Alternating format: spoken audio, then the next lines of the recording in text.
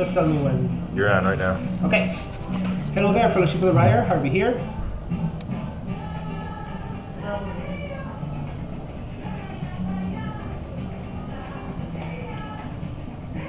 Happy International Pipe Smoking Day.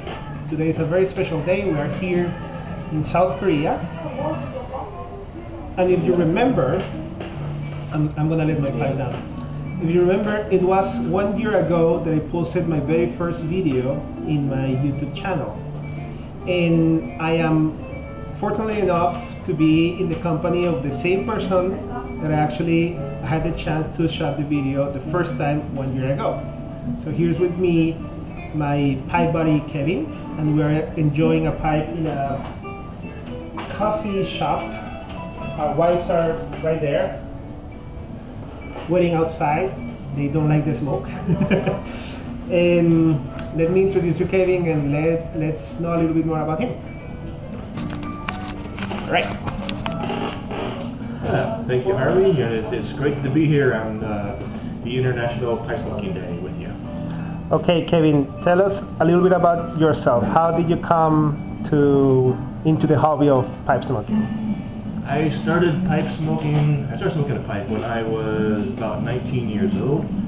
I was working in a steel mill at the time. There was one other pipe smoker there, and I just around this pipe. It was something that I always wanted to try myself.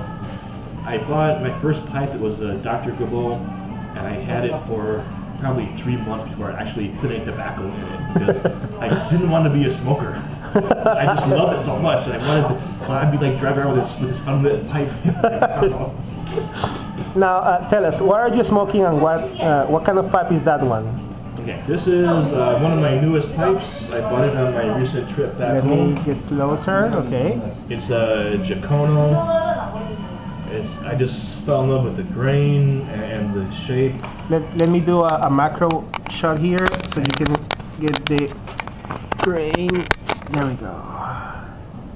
You can see that. There we go. Perfect. And if you can get the bottom of it, the bird's eye, it's just so lovely on the Oh yeah. Oh yeah, look. So you have the bird's eye and then the flame all over the top. Okay, to the normal mode now. And I wanted to ask you something else. How is for you to be a pipe smoker here in South Korea? Well, it's always been a little hard being a pipe smoker in Korea because cigarettes are so common, and people say that's because there's a mandatory draft, so everybody smokes cigarettes here. But to smoke anything else, a pipe or a cigar, it's much harder. There's really only one tobacco shop in all of South Korea, and they're very expensive. They have maybe like 3 varieties of tins at a single time. And a while back, I tried ordering some tobacco from back home from Iwanris, and it never came to me. They replaced the order, that one never came to me, so I thought there must be some problem, and I just some regulation, so I just gave up. Well, then you, Harvey, you started smoking a pipe, and which is interesting because we were friends, and you didn't even know I was a pipe smoker at the time. That's right. But then you had better luck getting tobacco. True. So now I've started ordering some too, and I'm currently awaiting an order from 4 noggins with about, I think, 5 or 6 different kinds of tobacco, so I'm really looking forward to that. What I have in here right now is Billy Bud. Colonel Dio. Yes, which is a blend I never tried before, and then you actually bought me some. Yeah. And it was just really good because the blend that I have smoked here has been Davidoff English blend mostly, because that's the one you can find in Seoul. Before that, my mainstay was Dunhill 965, and I still like that one, but this Billy Bud is a big contender for my favorite. Now, you were telling me before, while we're having coffee here, that the fact that I get into the hobby, that we met in the hobby of pipe smoking, somehow affected your experience here. Could you share a little bit about that? Sure. That's because I used to be, when I was fresh out of high school, I was working in a steel mill, and I had a lot of money. I mean, the pay was good, but, and I was single, so I was buying pipes and tobaccos left, right, and center.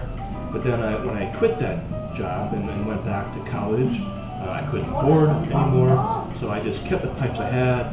I would buy my 965 and pretty much stay with that. And then I got married, and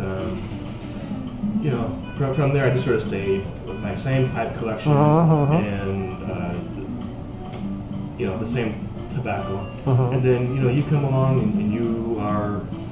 You have this great enthusiasm, which I used to have. And as a newbie as a newbie, yeah. I mean, you're still very much in the honeymoon phase. Right. And so it rubbed off on me, and I got very excited about pipes again, and I started, I bought a couple recently. I'm buying tobacco left, right, and center. So your enthusiasm is definitely rubbed off on me. That makes me really happy. Okay, guys, let me. You saw too.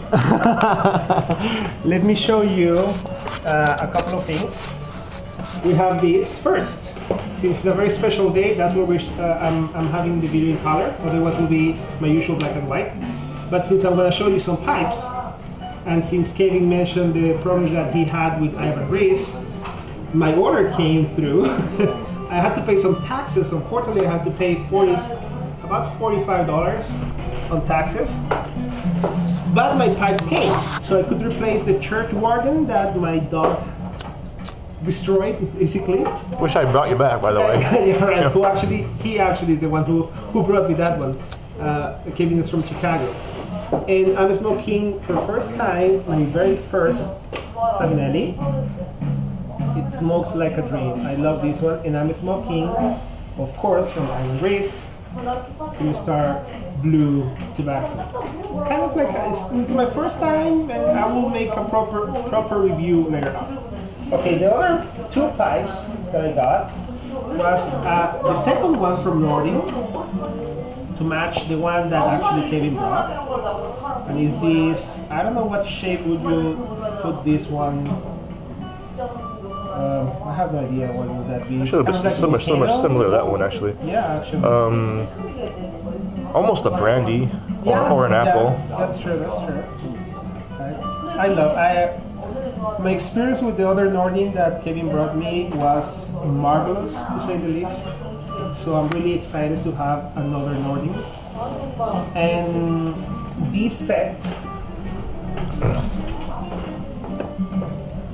the Peterson Zippo set, that is going to be a very special pipe because this is the pipe that I'm going to smoke for the first time after my dissertation is done, whenever that happens. So you can see it's a beautiful straight veneer.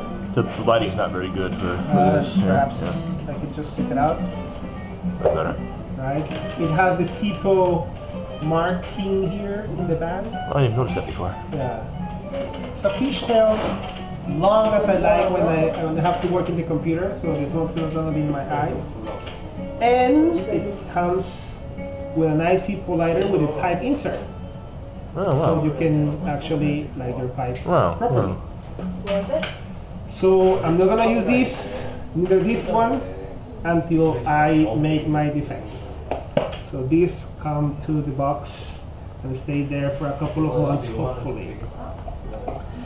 Alright guys, I think that was all I wanted to show you. I don't know, Kevin, if you wanna share or ask or... No, but we've agreed to do another couple interview type of things in the near future, so you can look forward to those. Yes, in the near future you will see us back together in full color to have a more of a conversation or interview, and you can see both of us. We'll have to figure out the settings for that. And well, wishing you all a really happy International Pipe Smoking Day. And to the camera so you can wish the same. And same here. Luckily, we're ahead of you, so by the time you watch this, it'll actually still be Pipe Smoking Day for you. So light up, and have a great International Pipe Smoking Day. Okay, guys, that's all for us. As always, my friends, puff away.